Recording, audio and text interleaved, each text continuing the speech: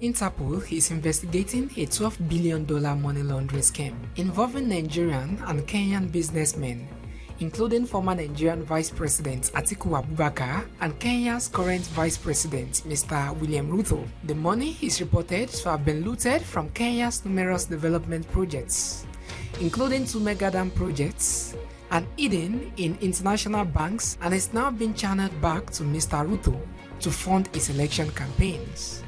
The international agency has flagged $2.5 billion, which has been transferred between Nigerian politicians and Kenya's banks linked to Mr. William Ruto under numerous businesses registered under Mr. William Ruto's wife and son's names.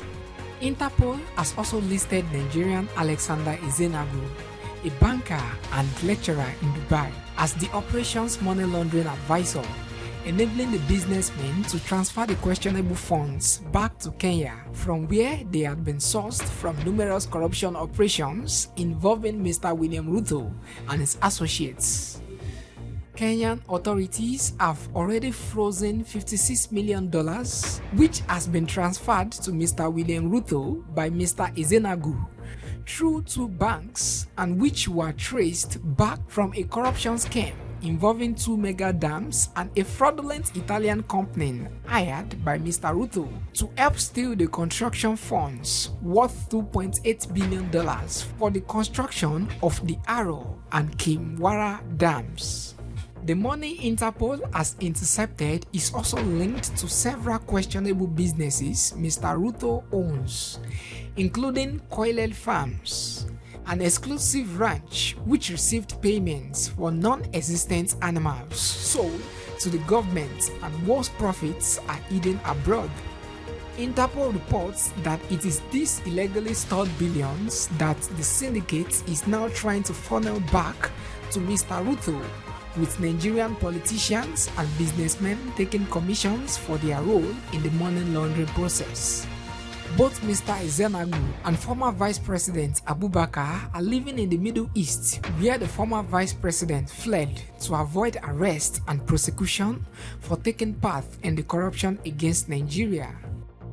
Mr. Ruto has made several trips to visit Mr. Abubakar in Dubai, and it is reported that this is where he was introduced to Mr. Ezenagu, who later married Mr. Ruto's daughter.